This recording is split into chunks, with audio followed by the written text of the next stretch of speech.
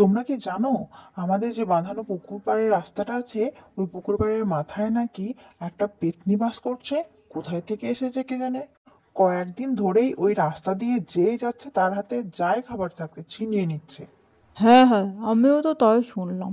আবার হাতে খাবার দাবার না থাকলে তাকে নাকি মারধর করছে, পুকুরের জলে ঠেলে ফেলে দিচ্ছে। এই সমস্ত অত্যাচার করছে ওই পেতনি। এ তো মহা জ্বালা হলো, ওই রাস্তায় যেতেই ভয় লাগছে দেখছি। কে রে রক্তিম, তুই শুনিসনি? হ্যাঁ, আমি ওই একই কথাই শুনলাম। আমার তো আবার ওই পুকুর পাড়ের রাস্তা দিয়ে আসা যাওয়া করতে হয়। আমার হয়েছে বেশি সমস্যা। বাড়ির জন্য মাছ হোক বা কোনো খাবারের জিনিস, কিচ্ছু হাতে করে নিয়ে যেতে পারছি না। এই তোরা বস, সন্ধ্যা লেগে লেগে আসছে, আমাকে তো ওই পুকুর পাড়ের রাস্তা দিয়েই বাড়ি যেতে হবে। আমি বরং বেরিয়ে পড়ি, বুঝলি? চললাম তাহলে, তোরা বস।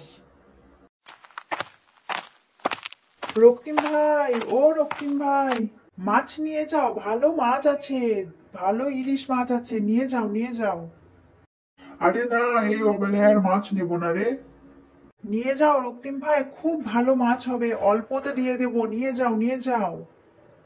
জানিসই তো, এই অবেলায় পুকুর পাড়ের রাস্তা দিয়ে মাছ নিয়ে গেলে কি হবে। আচ্ছা বেশ, কই দেখি কেমন মাছ আছে, এত করে বলছিস যখন, দেখি একটা মাছ দিয়ে দেখি। এই দেখো রক্তিম ভাই, একদম টাটকা ইলিশ, তার জন্যই তো তোমাকে বলছি নিয়ে যাও নিয়ে যাও। আচ্ছা দে, কিন্তু বাড়ি নিয়ে যেতে পারলে হয় মাছটা। এই শোন, বলছি আমি তো এখন টাকা নিয়ে আসিনি, তুই বরং আমার বাড়িতে গিয়ে টাকাটা নিয়ে আসিস, বুঝলি?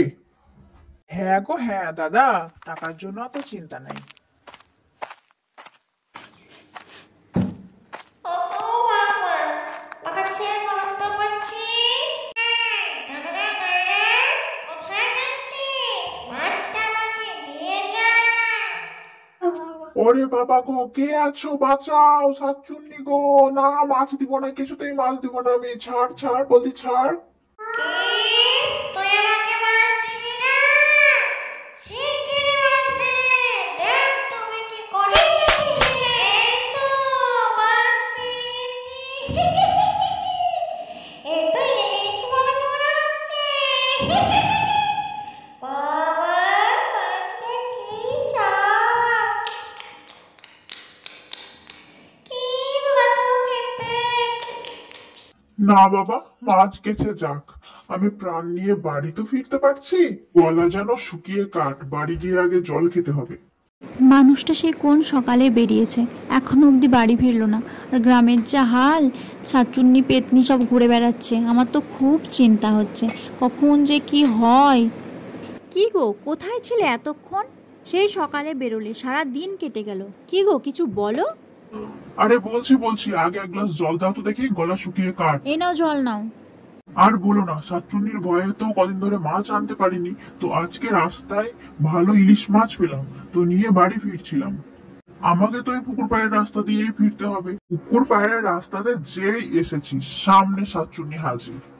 সেই মাছ ধরে লাগলো টানটানি করতে, আমিও ছাড়বো না। মাছ ধরে টানাটানি চলছে, আমাকে লাথি মেরে ফেলে দিয়ে মাছটাকে নিয়ে নিল, আর আমি অজ্ঞান হয়ে গেলাম। এই হচ্ছে ঘটনা। হাই কপাল, কি সর্বনেশে কথা গো। এই সাতচুনি দেখছি কাউকে শান্তিতে থাকতে দেবে না। আমি সারাদিন তাই ভাবি, আমার মনটা এত কুগাইছে কেন। হে ভগবান, তুমি রক্ষা করেছো। বা, আজকের খাওয়া দাওয়াটা ভালোই হলো। কি স্বাদ মাছের! আগে যে গ্রামে থাকতাম, সেই গ্রামে মাছই খেতে পেতাম না। লোকগুলো ছিল খুব কিপটে। এই গ্রামে এসে ভালো ভালো খাবার খেতে পাচ্ছি।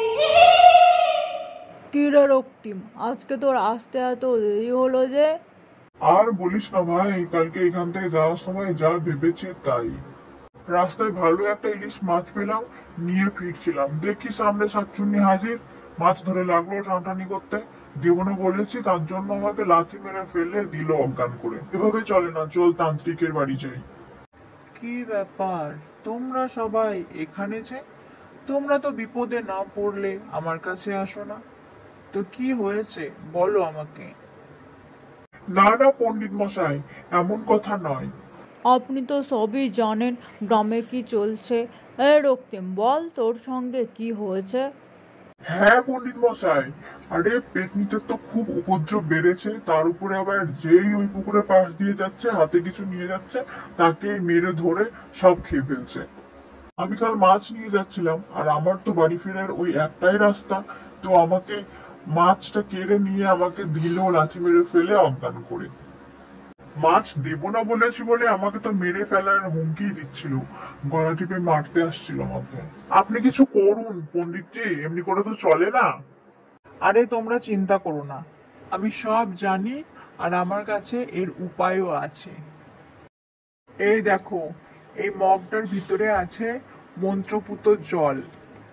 এই জলটা যদি পেতনির গায়ে তোমরা ছিটিয়ে দিতে পারো তাহলেই কাজ। কিন্তু মনে রাখবে, এই জলটাকে কিন্তু পেতনির মুখে ছুঁড়ে মারতে হবে। যদি পারো তাহলে পেতনি ওখানেই শেষ। আবারও বলে দিচ্ছি, ঠিক পেতনির মুখেই কিন্তু মারতে হবে। আর মুখে যদি না মারতে পারো তাহলে পেতনির শক্তি কিন্তু আরো বেড়ে যাবে। তাই মনে করে এই মন্ত্রপুত জলটাকে পেতনির মুখেই ছুঁড়ে মারবে। আচ্ছা ঠিক আছে পণ্ডিত মশাই, আমরা পারবো, চেষ্টা করব এই জলটাকে পেতনির মুখে ছুঁড়ে মারার। তাহলে আমরা এখন আসি পণ্ডিত মশাই, না হলে সন্ধে নেমে আসবে। এই ব্যাপার, আজকে এতগুলো গ্রামের লোক একসঙ্গে। ও মা,